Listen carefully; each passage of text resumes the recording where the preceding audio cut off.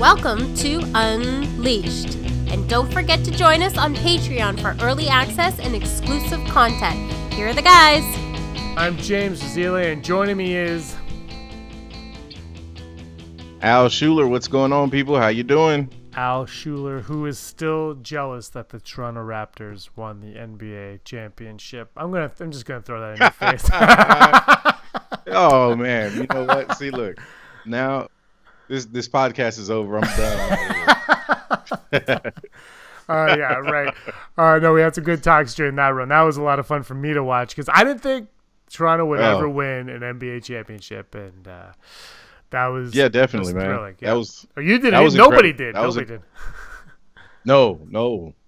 No, that was incredible, man. Kawhi did his thing, man.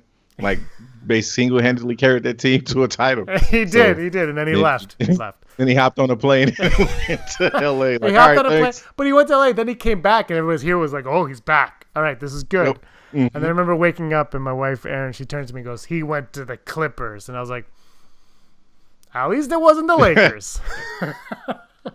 I guess. I don't know. Right, exactly. I think that was everybody's thought. Yeah. That was everybody's thought. At least it wasn't Lakers. Oh, funny. Man. Anyway, we're not going to talk about basketball anymore because I don't think anybody clicking on this, watching this, has any interest in basketball from June. This is Unleashed. We are talking Star Wars, specifically The Rise of Skywalker. This is part of our journey to The Rise of Skywalker right here on the Rebel Scum podcast. Give us a like and a subscribe and join us on Patreon to get full, complete access to our journey. It's going to be a lot of fun. We got videos coming out of the wazoo here. Al, how are you doing today? I'm good, man. I am good. Ready for this movie to drop already. I done bought tickets for like 2 different showings already. I still probably have another 3 showings to buy. Don't judge me, people. But yeah, I'm ready for it to come out already. How many times did you see The Last Jedi in the theater? Ooh, in theaters. I think that first week I saw it 5 times. Wow. Yeah, 5 times the first week. What about Force Awakens? Yeah. Force Awakens, I only saw in theaters 3 times. Wow. So you beat it with The Last Jedi in the first week. I was all over The Last Jedi because I was determined to understand what I had just watched. I was going to it. I wanted to analyze that movie. There have only been 2 movies that I've taken a notepad in to write down, and that was the second time. The first one was the second time I went to see The Matrix Revolutions. Or no, Matrix Reloaded. That was the one with the architect. And I was like, wait, I got to take notes because I'm lost. And watching The Last Jedi and wanting to make sure that there wasn't anything I missed. All right, fair enough. Those are 2 movies that you definitely need to take notes for. We're not going to talk about either one of those movies. Maybe The Matrix. We don't know. But I want to talk to you because one character that I really want to see in The Rise of Skywalker, for better or worse, whether or not it makes sense, is Anakin Skywalker. Anakin is the Skywalker I want to see in The Rise of Skywalker more than any other, personally, more than Luke, more than Leia, more than... Was Padme ever a Skywalker? I don't know. I don't think she ever took his name, so maybe not. But those are the ones... I want to see Anakin more than anyone. Do you want to see Anakin in this movie? 100%, man. I feel like the moment you give this movie the tagline, the end of the Skywalker saga, if you don't show me Anakin, I'm gonna have a problem. That's priority number 1 for me, man. He better be in this movie, man. Seriously. All right, so we gotta talk about this tweet by John Boyega, who's playing Finn. Finn Stormtrooper is his full name. Finn, my favorite character in The Force Awakens, my 7th or 8th favorite in The Last Jedi. I think he's gonna come back to my favorite by the end of this one, or close to top. I don't know how it's gonna play out, but if he has the same charisma as he did 4 years ago, then I'm all in on Finn. So anyway, Comic Book Resources tweeted out #Rise of Skywalker prequel proves Rey is a better Jedi than Anakin or Luke. And then John Boyega had to quote retweet this. I'm sorry, guys, but Anakin slapping all of us in a pit of lava, including Kylo. Did you see Boyega's tweet to this? Like before this was like a huge story? No, I hadn't. I had missed it until you had like let me know about it earlier, and I'm looking at it. I wasn't reading it, and I'm like, dude, talk about doubling down, right? Yeah. Like, he's not holding back with it. He's not at all. And you know what, though? Boyega's a huge Star Wars fan. He said that 4 years ago, Mm-hmm. 5 years ago when he first got signed on. We saw his reaction to seeing the Force Awakens trailer. He is a fan through and through. If anybody in this cast is going to know who the most powerful Jedi is, it's going to be John Boyega. Oh yeah, no, without a doubt, without a doubt. Do you think, though, that, I mean, he knows what happens in this movie. Do you think, though, that by the time we finish watching The Rise of Skywalker, we will agree with Boyega, or do you think maybe we'll disagree with his thoughts on this? I think that by the time we're done with the Rise of Skywalker, we will wholeheartedly agree with him that Anakin's the more powerful Jedi. And I think that has to do with the fact that people's kind of stance on Rey and or Kylo at this point is still up in the air. You have people on both sides of it.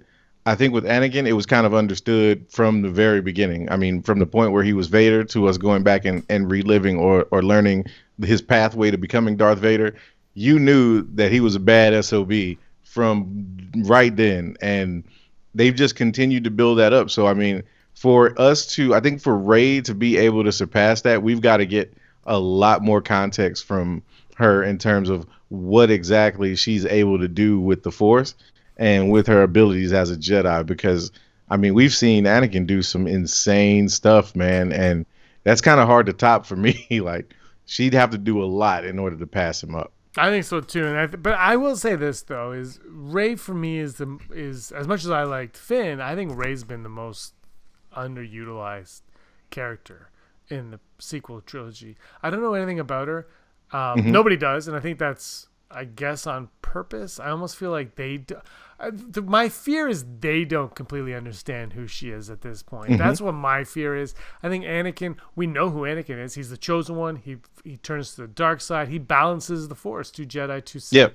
Yep. He does the balancing. That's what George Lucas said. He said, somebody said, she's got to destroy all the Sith to balance the Force. But then the Force is all good, and that's not balanced. You need light and dark. And Right. Snoke says, dark rises, light to meet it.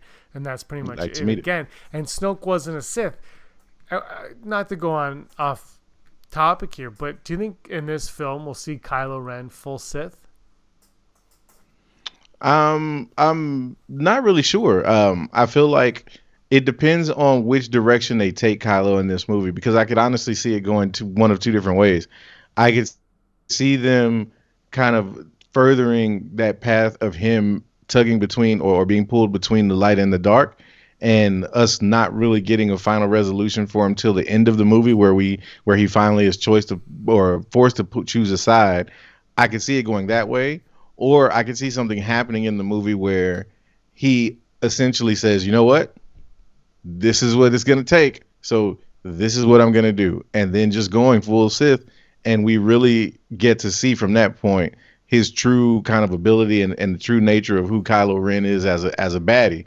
I could see it going one of either of those ways. So, it really depends on which way they take it, but I wouldn't be shocked. I definitely wouldn't be shocked if we did see him go full Sith. I would love it. Adam Driver with those Sith eyes coming at you. We haven't seen. Man. No, we've seen so little of Kylo when you think about it. We've seen him with the mask, and then a couple shots without the mask, and it's have the trailers. The trailers have pretty much only shown us him without the mask, and the merchandise has been him with the mask. I find that intriguing. Yeah, the only shot I can think of in the trailer where he's actually in mask is when him and Rey destroy whatever that is. Looks like Vader's helmet, I think. That's really the only time you see him in a mask, and just the way that was shot, I almost was questioning whether or not that was really Kylo in the flesh. Like, it looked like that might be something else. Something else was going on, because if they're on the Death Star, like, the one thing I kept thinking is, if that's on the Death Star, that's a really tidy room for like 30 years and haven't been like submerged. Or even, maybe if it's in this lair and he had it on the stand, and that's something different. But yeah, it just, to me, that kind of stood out to me, the fact that he had on the helmet in that one scene and we don't see him in it anywhere else. So Yeah, I don't know. But definitely, if I saw him with those Sith eyes, man, I need all the Kylo Ren full Sith Funko Pops you can send me, please. Thank you. Yes, definitely bring them to my house as well. Well, Right. I think the Star Wars show announced that thing that they're hitting is some kind of like shrine statue to Darth Vader. Oh, Darth okay. Vader, of course, is Anakin Skywalker, who Hmm. is ultimately who Kylo Ren, Ben Solo, is looking up to, is emulating. I think when The Force Awakens came out, we were told that Yeah. Kylo Ren was going to be a Darth Vader fanboy. That's what he was. And, he looks at that mask and goes, "Tell my grandfather, show me the way. I'll finish what you started." Yeah. If this movie now has Kylo finishing what his granddaddy, Lord Vader, started, you would have to think that at some point, Anakin, if Yoda's Force Ghost is running around, that means Obi-Wan's Force Ghost is running around, which means Anakin's Force Ghost is running. Because those are three Force Ghosts that we know for sure exist in the film, Right. in the theatrical reality of it. Yes. You have to think that Anakin's Force Ghost has to appear to him at some point, at least. At some point. Yeah. 100%. And that's kind of my stance, and why I'm almost expecting to see Anakin in the close of the Skywalker saga, because you've already set the precedent. We saw him at the end of episode 6, whether you are referring to the original Anakin or the digitally altered Hayden Christensen version, whichever one you prefer. But we saw him in that movie as a Force Ghost. So that precedent was set. Then when you fast forward to the sequel trilogy, we get Yoda as a Force Ghost coming back. So how can you close the Skywalker saga without the original Skywalker showing up at some point? Whether it's a pep talk to one of the main characters, or either showing up at the end to kind of help tie things up. Who knows what it's going to be, but you have to have him in there somewhere. And it can't just be some afterthought type mention of him. He's got to play a pivotal, he has to have at least, I think, one scene in this movie that matters. He has to be in a scene that shifts or provides the final piece of motivation for one of our characters, or else I'm gonna feel really cheated. I think so as well. And like, when you call the movie the end of the Skywalker saga, we have Shmi Skywalker and Anakin Skywalker. There are no other Skywalkers that started this whole thing. So if you have to give us an ending, you have to incorporate at least one of those two. And I have this feeling they're not going to incorporate Shmi into this. So the only one you can go to is the one who was a Jedi, the one who was the father of Luke, discovered that he had a sister. And then obviously now he has a grandchild. And if that's the only, like, as far as we know, as of this recording, we don't know if any other characters in the Star Wars universe had children. We know that, we know that it's Kylo Ren as Ben Solo, who is the child of Leia, sister of Luke, daughter of Anakin. That's your only connection. That's it. And if you're going to go back, you have to tie it in with Anakin. And the only way, like you said, if you do not put Anakin Skywalker in The Rise of Skywalker, and you're like, this is the end of it, I just spent 6 movies with this guy. Right. I spent 6 movies. You teased his helmet in one of them, then you forgot about him in the next one. How do you not bring him back? Like, bring him back, bring him home, put his storyline at ease. It's kind of put to rest in Return of the Jedi, I'll give you that. But the minute you come back with these 3 more movies, you show his mask, you call this the Skywalker saga, that's when you have to do it. If you don't call this the Skywalker saga, I forgive you for not bringing Anakin into this. You call it the Skywalker saga, I need to see the Skywalker, who the first 3 movies are all about. The next 3 movies, ultimately, when you watch them as a whole, are kind of about his redemption. Yeah, and for me, I think where they really gave themselves no other option is by putting Palpatine in the movie, because Palpatine and Anakin are kind of the yin and the yang almost of the Skywalker saga. The Skywalker saga was built behind the Emperor and Vader as we knew him originally, basically plotting to take or basically exerting their force and their control over the galaxy, and a band of rebels standing up against them. Then you go back and you revisit, and we learn the relationship that led to Vader becoming the Emperor's ultimate apprentice, so to speak. And we watch literally from the time he's a kid to a full-grown adult with children of his own, turn into this monster who ultimately is able to defeat the man who was responsible for everything going crazy for him in his life. And then all of a sudden we find out that dude's not dead. And Anakin, the Force Ghost, is just like, well, I dealt with that problem back in the day, man. Y'all handle that. Yeah. No, it can't be like that. It can't. Because I've heard the argument that the sequel trilogy it takes away from the original trilogy, kind of ruins the original trilogy. You take away the importance of what happens. If you bring Anakin back, I think that rectifies that concern that people have. Oh, yeah, definitely. Depending on how they decide to end the movie, if there's this huge battle at the end with Rey going up against Palpatine or something to that effect, right?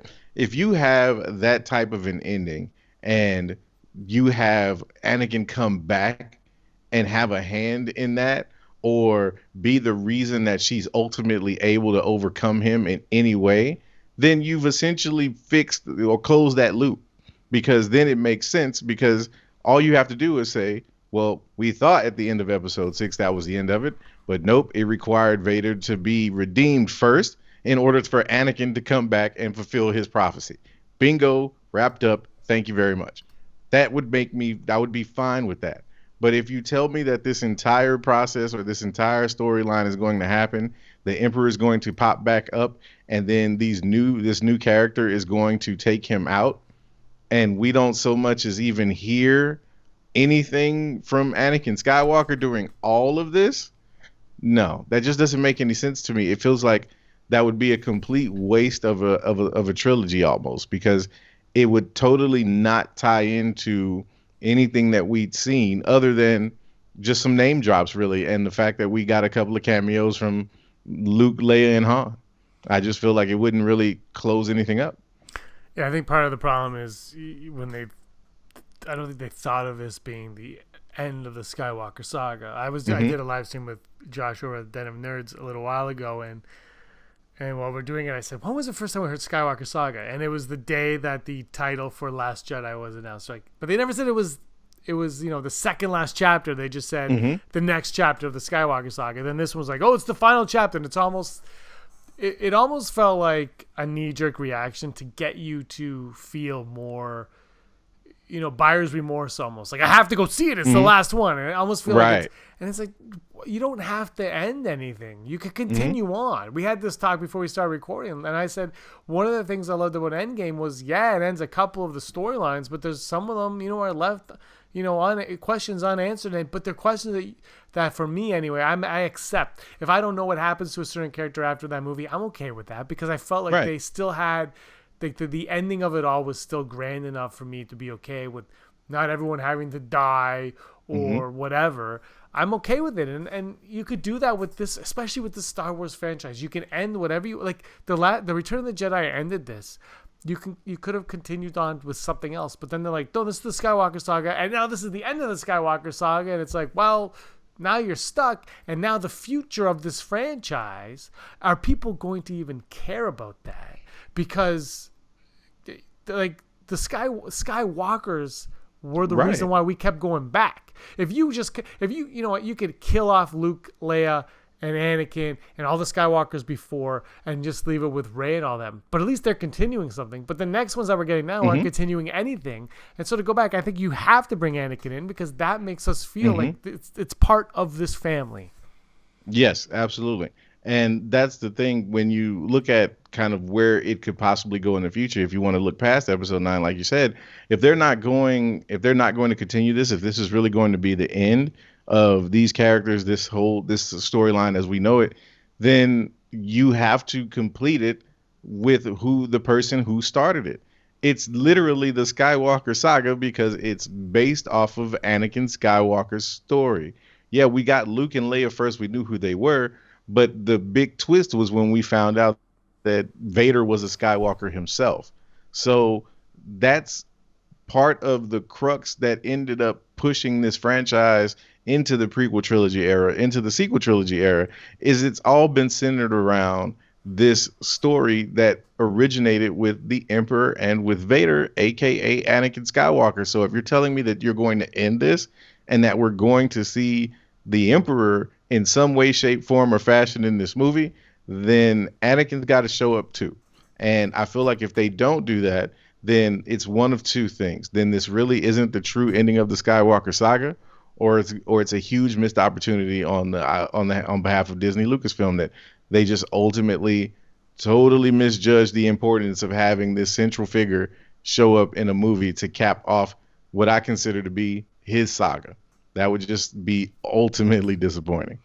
Which for me, disappointing, sure, but surprising, I don't think so. Just the way that the prequels leading up to this have been respected by Disney, and they haven't been respected at all. True. They got rid of the flags in The Force Awakens, but fans started to speak up. The prequel trilogy fans began to speak up and say, "Hey, that is part of this universe. You have to acknowledge that as part of this universe." So I kind of see it changing, but you also look at who do they got? They got J.J. Abrams to come in. What does J.J. Abrams not like? The prequel trilogy. He said, "Oh, in Jakku, I wanted to put Jar Jar Binks' bones there."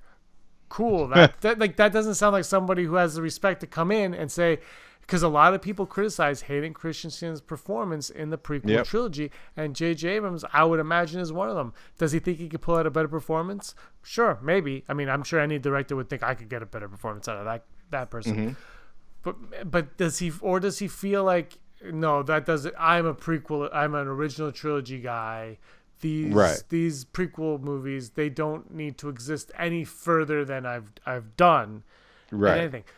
The other side of this coin is reportedly, and who knows how much or if it's even true, that he went to George Lucas for guidance on to how, especially bring, as far as we know, bring Palpatine back into this, but maybe there's a little bit more in that conversation.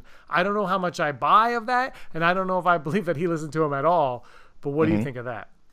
Yeah, I think there might be something to it. I feel like this is, and not to go off on a tangent too far, but this is kind of what, to me, really focuses or shines a light on what the issues have been with the sequel trilogy, is lack of leadership or someone to steward that storyline, to be able to say, when you have a J.J. Abrams who's like, you know what, I'm not down with the prequel trilogy, I'm not touching anything that has to do with it. Having someone in control of the story group to say, no, these are things that you have to hit. These are beats you have to hit. These are things that we have to include because we want to have a storyline that flows and that makes sense and that references things in the past, because that's what fans ultimately want, is to see a telling or a new story, a new chapter, but one that doesn't completely abandon all of the concepts, good or bad, that we've seen up to date. Like, there you have, as a director,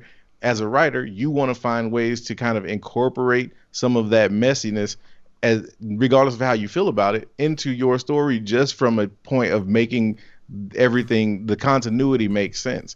And with the MCU and Kevin Feige, you have that, because he has that ultimate vision, and he has this idea of the overall or the overarching storyline. So he can tell directors and writers, you can do this, you can go play in the sandbox and do whatever you want, you can take some risks, but make sure you hit this point, and that point. Whereas with Star Wars, it was kind of like, all right, JJ, here's the baby, just don't wreck the car. And then the same thing with Rian Johnson, and now we're here, and they're trying to kind of piece everything together, but again, without that direction, it really makes it difficult to have a lot of confidence in the fact that it will all come together at the end, which is still very well could. And that's my hope, is that by the time we're done with episode 9, it's like, wow, they pulled it off. It's just hard to kind of say definitively that that's what I believe is going to happen based on what we've seen so far. I just hope. I'm not really sure where I stand on John Boyega right now, because he knows this. He knows what's up in this movie. So him saying that, I think his tweet about Anakin Skywalker was in earnest and he was saying that as a Star Wars fan more than as an actor in a Star Wars film. Oh yeah, I think that's what he was getting at there. Although he does know his following, and he does know how Star Wars fans will react when he does that. Yes. So I think, there might have been a little bit of strategy put in what he was doing there. Mm-hmm. We could speculate on that. But I think, I hope Anakin shows up, but I hope he's also not just force-fed in it. And I hope they do make this all tied together. And J.J. Abrams said, he's got to complete, this trilogy, but he also has to complete these nine films. And I'm really curious what that means, because so far in the sequel trilogy, I don't know what exactly, people are like, oh, it's the Rey and Kylo connection, but what is the purpose of their connection even? Right. Exactly. Like that's what. So you can tell me, and I can agree. Like, yeah, it's their connection, but what's the purpose of their connection? Why are they connected, and for why? And I don't know that yet. And I think a lot of people don't, and that's what frustrates a lot of people. So he's got to deal with that. He's got to deal with the Skywalker saga, and he's got to deal with a whole lot of other questions. And this movie's only going to be 2 hours and 35 minutes, which is perfectly fine for me. But I'm curious to see what's going to happen. I think if you want to wrap it up in a nice, put a pretty bow on the Skywalker saga, you got to throw Anakin in there. He's got to be the one that comes in. I'm not going to say, I don't think he has to save the day necessarily, but he has to instill some knowledge on Rey or Kylo. It's got to be Rey or Kylo. He's got to instill some knowledge on that, and that's got to be the title figure right there. Whoever rises, it could be Ben, could be Anakin, it could be Luke, it could be Rey, it could be whoever, but that Skywalker needs to have an association with Anakin Skywalker, and it has to be more than just like my grandfather was Anakin. It's got to be more than that. Right. I want to see him. I want to see Hayden Christensen in this film, and that's not really. That's a personal hope, but also that is a story hope as well. Yo, absolutely, and that's as a Star Wars fan and as a Anakin Skywalker fan, as a Hayden Christensen fan, I agree that the prequel trilogy acting was suspect. I think we can all agree on that. But from a story standpoint, from the perspective of trying to kind of wrap this entire plot up, I would be extremely disappointed for this to wrap up and Anakin not have an integral part of it at all. That just to me would feel like a wasted opportunity, and it would really speak to the fact that they really didn't have a plan for this to begin with. And to JJ's defense, when he wrote The Force Awakens, I'm assuming his expectation was it was a one and done situation, because he figured, I'm going to write this movie and then I'm going to move on and do whatever else I'm going to do, and Kathy and the other writers and directors will wrap this thing up. So then for things to play out the way that they did, and then him to come back in the picture and have to wrap this up, I can totally understand kind of the challenge of now having to piece this thing together, having not been able to have that knowledge when writing the first movie, and having little to nothing to do with The Last Jedi, and probably wanting nothing to do with that movie after the movie came out. But for him now, it is a tough thing to do, and it's an extremely difficult thing to do, especially if the goal is to please as many fans as possible, because I just don't see how you're going to be able to do that given just the climate of Star Wars fandom right now. I feel like ultimately someone's going to feel cheated, but the way that you can make this right, or the way that you can really get enough fans on your side to kind of quiet that stuff or limit some of that noise, is by having Anakin Skywalker in the movie.